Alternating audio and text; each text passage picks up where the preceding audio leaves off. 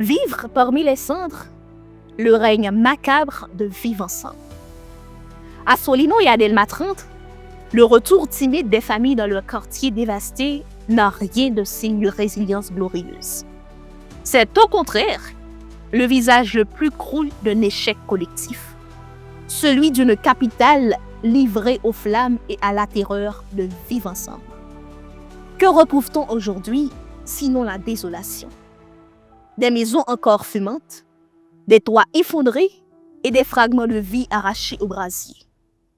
Au milieu des décombres, une jeune femme montre son seul bien rescapé, un certificat universitaire, symbole dérisoire d'une vie que le feu a consumée. Le cynisme de vivre ensemble est sans limite. Le groupe criminel appelle les familles à regagner leur maison comme si tout pouvait reprendre son cours. Mais ces maisons n'existent plus, sont brûlées, incendiées, réduites à néant.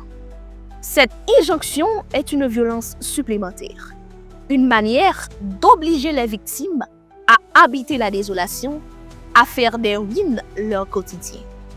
Plus que les balles et les flammes, c'est cette brutalité psychologique qui détruit lentement un peuple contraint de vivre dans l'insoutenable.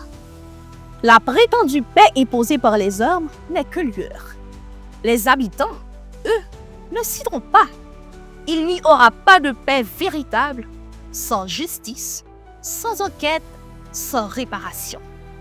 C'est l'apport de la paix dans ces quartiers.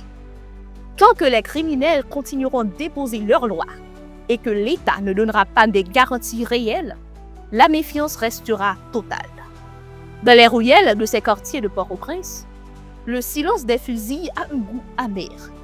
Car chacun sait qu'il n'annonce pas la fin de la terreur, mais seulement son ajournement. La responsabilité incombe aussi à l'État, qui tolère par son inertie cette entreprise de domination. Laisser vivre ensemble dicter le moment ou les conditions de retour des familles, c'est institutionnaliser l'impunité. C'est admettre que les criminels ont plus de pouvoir que la loi, plus de légitimité que les autorités. C'est contraindre tout un peuple à faire de la désolation son horizon et de la survie de son mode de vie. Vivre ensemble n'offre pas une issue, mais une humiliation collective rebaptisée retour.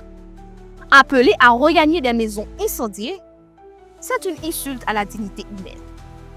Tant que ce groupe criminel ne sera pas démantelé, Haïti restera sous le joug d'une paix mensongère, d'une paix de façade, incapable d'effacer la désolation qui s'étend dans les quartiers mortirisés.